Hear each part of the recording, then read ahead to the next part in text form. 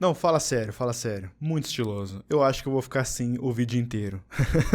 E aí, jovens, tudo bem? Hoje a gente vai falar um pouquinho sobre o Revan, ou Revan, ou Raven, como você quiser pronunciar. Então hoje a gente vai conversar sobre esse personagem que é muito importante pro Legends Star Wars. E ele tem uma história bem extensa, então eu já vou avisar logo de cara que eu não vou passar por cada detalhe da história dele. Tem muito detalhezinho porque ele faz parte do jogo Knights of Old Republic 1 e 2, também tem os livros, então tem várias coisinhas, tipo, ó, aqui ele parou e conversou com a fulana, aqui com a ciclana. Eu vou fazer um resumão da história dele só pra gente conhecer mais o personagem, vou passar pelos pontos principais e eu acho que tem alguns apontamentos bem interessantes pra gente conversar sobre ele. Basicamente eu vou passar pelas campanhas principais dos dois games, também eu vou falar sobre o livro que a Universo dos Livros trouxe aqui pro Brasil, que tem a Universo Geek lá dentro, sabe, que tá traduzindo livros Star Wars aqui pro Brasil. Recentemente eles lançaram o livro do Raven e é interessante que é o seguinte, é um livro que ele começa do meio da história do Raven e também termina no meio da história, ou seja, nesse vídeo aqui eu vou passar pelo livro também. E pra você que vai ler o livro, que quer ler o livro, que já tem traduzido oficialmente, por enquanto só dá pra você comprar de maneira digital, ou seja, pelo Kindle e coisas do tipo, mas eu já vi que na live deles eles anunciaram que vai ter a mídia física, então acho que setembro ou outubro. No momento que chegar na parte do livro, eu vou dar um aviso pra vocês, quem quiser ler o livro vai lá ler e depois volta pra ver o final, porque o livro não conclui a história, tipo, completa, porque tem muita coisa mesmo do personagem, é até difícil colocar tudo num livro só. Difícil não, quase impossível. Quando a Disney comprou Star Wars, comprou toda a franquia Star Wars, tudo que já tinha sido publicado antes, eles colocaram como Legends. Isso serve pra tirar da linha do tempo, mas não necessariamente excluir. Então Legends são lendas podendo ter acontecido ou não, mas ainda não faz parte dele no tempo oficial, mas ainda são histórias bem elaboradas e bem interessantes. E eu acho que dá pra gente fazer um arco de personagem bem interessante, dá pra gente perceber um arco de personagem bem interessante, na verdade. Vamos lá, e eu vou tirar esse óculos, porque eu não estou enxergando nada. E eu quero deixar bem claro que a pronúncia, ela meio que dá uma mudada, então é Revan em inglês, chamar também de Raven eu acho válido, porque acabou popularizando aqui no Brasil como Raven, mas eu vou tentar sempre manter a pronúncia do Raven, que é o certo.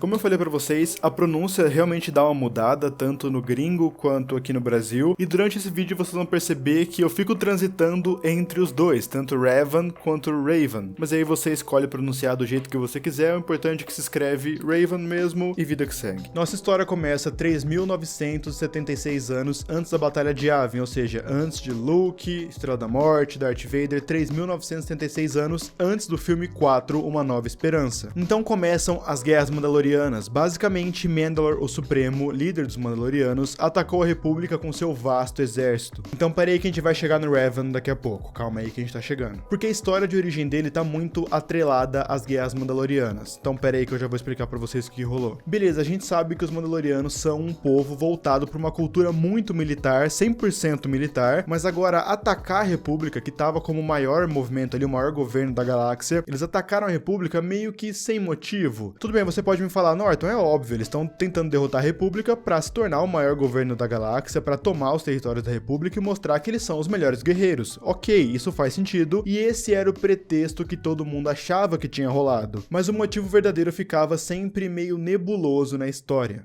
Na verdade, os Mandalorianos foram dominando e escravizando planeta a planeta, indo cada vez mais pro núcleo da República, começando lá na orla exterior e dominando meio que um por um, e a República foi meio que deixando isso acontecer. A República tava com dificuldade de lidar com os Mandalorianos porque eles eram moldados para a guerra, então por mais que o exército fosse menor, eles davam muito trabalho e a República tava penando para conseguir ganhar deles. E com a guerra entre Mandalorianos e República rolando, a Ordem Jedi não entra na guerra. Entra meio que mais ou menos, mas não entra de maneira para resolver, para tomar a frente mesmo. É óbvio que a Ordem Jedi teria que entrar, porque eles são defensores da República, defensores da paz, tal. Então eles têm meio que uma obrigação moral para fazer isso. E vem dessa calmaria toda da Ordem Jedi, o Revan, que era um cavaleiro Jedi da época. Ninguém sabe muito bem de onde ele veio. Dizem que ele veio da orla exterior, que ele foi crescendo dentro da Ordem Jedi, que ele teve vários mestres, inclusive uma das mestres dele depois virou a Darth Traya. Ninguém sabe muito bem da origem dele, nem se esse é o nome dele mesmo. Sabemos que ele se autodominou o Revan, e ele tava como cavaleiro Jedi, e ele começou a pressionar o Conselho Jedi pra eles tomarem uma decisão mais forte, mais agressiva dentro da guerra. Ele queria que os Jedi tomassem a frente da guerra, pegassem lá o exército da República, dominasse tudo, agora vocês vão obedecer a gente, e os Jedi entrassem na guerra contra os Mandalorianos, porque ele tava vendo que os Mandalorianos estavam avançando, escravizando planetas, e a Ordem Jedi ficava lá, ah, não, a gente não sabe, pera aí, vamos ver o que a gente vai resolver e tal. Então Revan meio que fala, quer saber?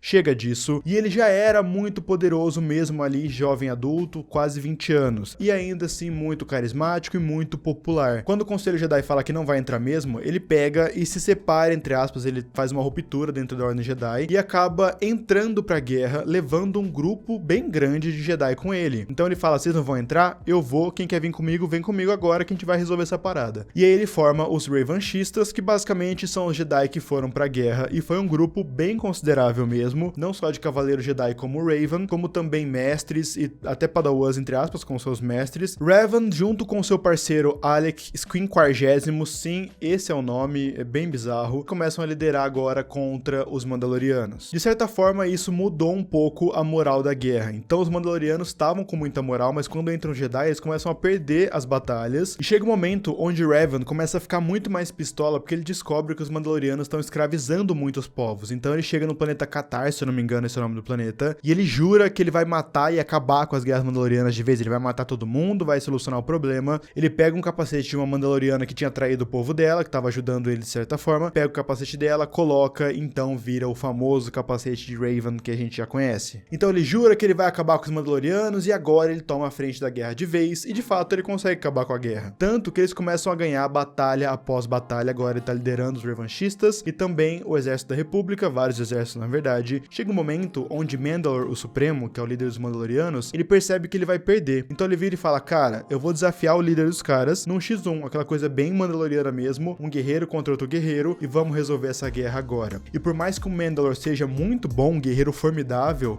o Raven acaba ganhando a luta. Quando o Mandalore tá lá esticado no chão, lá nas suas últimas palavras, quase morrendo, ele chega no Raven e fala, cara, eu vou te contar o que aconteceu, e ele conta de fato o que aconteceu. Lembra que eu falei no começo do vídeo que ninguém sabia os motivos que levaram os Mandalorianos a atacar a República assim do nada? Então, agora a gente sabe o porquê. Mandalore foi influenciado pelo Sith, mais precisamente pelo Imperador Sith, e com uma mistura de controle mental do lado sombrio que ele sofreu com uma ganância mandaloriana de querer mostrar que eles são os melhores da galáxia inteira, ele aceitou o desafio de atacar a República, e de fato o Imperador Sith, que era o Tenebrae, que depois virou Vitiash, já estava naquela época, ele governa por muito tempo o Império Sith, ele faz isso com Mandalore, pro Mandalore testar os poderes da República para ele. Então o Império Sith já estava pretendendo atacar a República, eles precisavam de alguém para atacar primeiro, para ver como que a República reagiria, e o Mandalore caiu nessa. O Revan, então, ele pensa, cara, o que eu vou fazer com essa informação? Eu vou, literalmente, ir atrás desses caras. Então com essa informação ele pega o Alec, vamos para as regiões desconhecidas, porque lá a gente vai encontrar o Império Sith e a gente vai impedir que eles ataquem a República. Vamos ver o que tá acontecendo, vamos reconhecer o terreno. Então agora os dois vão explorar as regiões desconhecidas. Ah, e só pra deixar bem claro, as guerras Mandalorianas duraram 16 anos, a gente não sabe exatamente quando que o Revan entrou, mas a gente sabe que durou 16 anos com ele finalizando ali o Mandalore e depois a República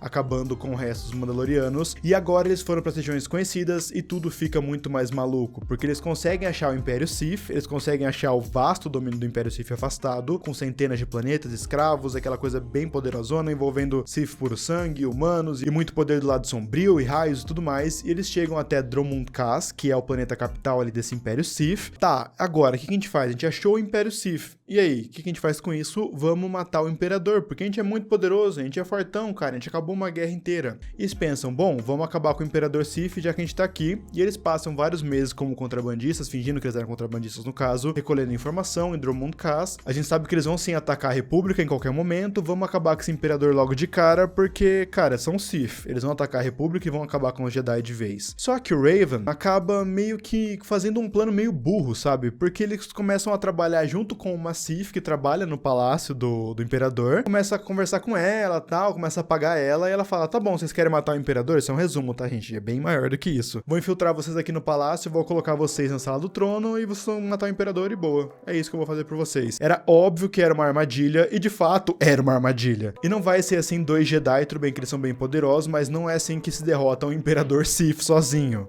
Então o Imperador pega os dois e usa seu poder do lado sombrio para controlar a mente dos dois, transformando os dois em Sith. E assim os dois se tornam Darth Raven e Darth Malak. E o mais interessante disso tudo é que o Imperador vira e fala, cara, agora que vocês dois estão Sith, ele controla a mente dos dois estão do lado sombrio agora, volta lá e ataca a República pra mim, grande. Vai lá, resolve lá. E o Malak vira aprendiz do Revan, mas ele não quer muito isso, sabe? Ele fica meio contra gosto, mas ele aceita de maneira relutante e isso vai ter consequência, obviamente. Mais uma vez, agora a República vai ter que lidar com outro problema, e agora é pior, obviamente, na visão dos Jedi, porque agora o herói Jedi que salvou todo mundo dos Mandalorianos virou um Sith, e não só virou um Sith, como agora tá atacando a República. Os dois agora, né, estão atacando a República. Então o poder do Revan acaba duplicando, porque ele já era bom como um Jedi do lado da luz, agora virou um Sith do lado sombrio, então o poder dele só aumentou, aprendendo e se alimentando do lado sombrio, dos sentimentos, toda aquela parada que a gente já conhece. É muito interessante esse ponto de um herói Jedi ter virado um dos Sith mais poderosos da galáxia dentro do Legends. Obviamente que Darth Revan foi muito baseado em Darth Vader. Isso eu acho que ficou meio óbvio já. Anakin, Jedi, herói também. Revan era um herói Jedi, acabou sendo corrompido, mas isso, calma, que vai voltar. Tô me alongando ainda, mas calma. O Revan passa lá nos Hakatas, que tinham o Império Infinito antes da República, e pega a Forja Estelar, que era um mega estaleiro que conseguia produzir naves e droids a níveis de exército, assim, de maneira muito rápida, usando energia de estrelas misturado também com a energia do lado sombrio, ou seja, a Forja Estelar estava pronta para dar um exército pro Revan e pro Malak. Ele volta para a República e começa a Guerra Civil Jedi, que durou 3 anos, tanto nos games Old Republic quanto nos guias não deixa muito claro quando que o Revan saiu do controle do Imperador, porque em determinado momento, como ele estava estudando muito o lado sombrio, ele conseguiu quebrar o controle que o Imperador tinha na mente dele, mas como ele estava já muito afundado, muito enfiado ali no lado sombrio, ele continuou como Sith, ele continuou como Darth Revan. É claro que a Ordem Jedi fica pistola com isso, porque a gente já conversou aqui, era um herói Jedi, então tava manchando a Ordem Jedi e ainda destruindo a República, ou seja, shame on you 2 vezes. E agora que entra uma personagem muito importante pra nossa história, que é a Bastila Shan, que basicamente ela era uma padawan durante esse movimento aqui, e graças ao seu imenso poder, ela conseguiu ali virar uma das guerreiras principais da Ordem Jedi. Por que a Bastila ganhou o grande destaque na guerra? Porque ela tinha um poder muito diferentão da força chamado Meditação de Batalha, e esse poder ele aumenta a moral dos aliados e desmoraliza os inimigos, então aumenta a hype da galera e deixa os inimigos mais acuados. Isso era um poder que ela sabia usar muito bem, era um dom que já estava com ela, então esse era o principal poder dela, e isso, né, eu acho que explica muito bem por que ela foi direto pra guerra.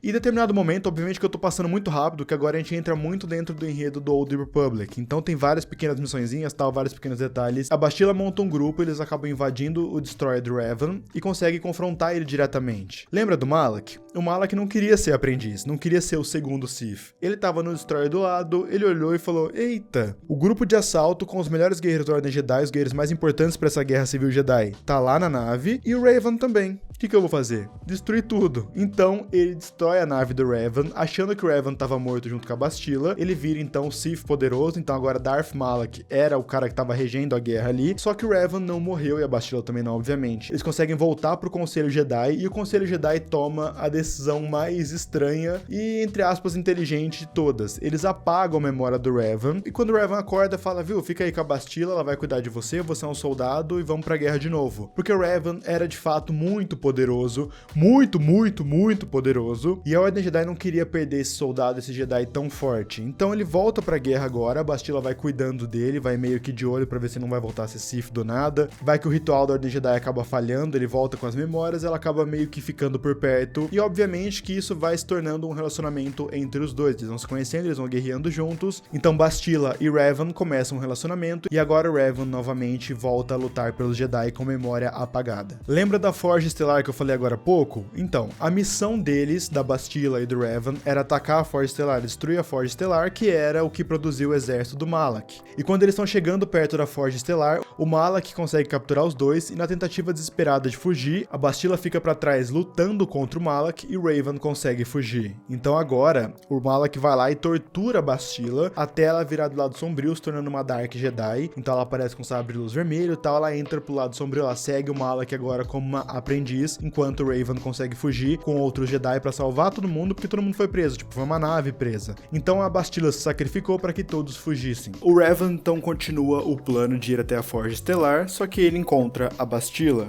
Ele ganha dela e ainda o Revan enfrenta o Malak, matando o Malak de vez e dando fim à guerra. O amor entre Bastila e Revan acaba transformando a Bastila de volta em Jedi, ela acaba saindo ali da influência do lado sombrio, e eles ficam juntos agora que o Malak tá morto, a Forja Estelar foi resolvida, resolvida e tal. Agora é o momento que, se você for ler o livro do Universo dos Livros, que foi traduzido, que eu falei no começo do vídeo, é o momento onde você para o vídeo e vai lá ler o livro, depois você volta por esse minuto aqui, que é onde vai ter a continuação da história do livro, fechou? Não quero dar spoiler do livro. Por favor, leiam um livro, comprem um livro, vou deixar o link aqui embaixo na descrição. Tchau pra você que sair, viu? Abraço, beijo, depois você volta, fechou? Vamos continuar nessa história então, porque agora eu vou entrar na história do livro. Revan e Bastila se casam. Isso não era proibido ainda, mas a Ordem Jedi, o Conselho Jedi, tinha que ficar de olho, e de fato eles ficaram. Só que Revan começa a ter sonhos de Dromund Kaas, lá onde ele foi transformado pelo Imperador. Ele começa a ter sonhos de um planeta com um monte de raio e tal. Ele fala, cara, eu preciso ir atrás disso, porque são visões da Força, na verdade, não são sonhos, e estão querendo me avisar de alguma coisa. A Força tá querendo me avisar de alguma coisa. Pensando nisso, ele pensa, bom, eu vou chamar a Bastila e a gente vai para as regiões conhecidas resolver isso. Só que a Bastila estava grávida, então ele pensa, cara, é melhor não, porque ela tá grávida do meu filho, vou deixar ela aqui em Coruscant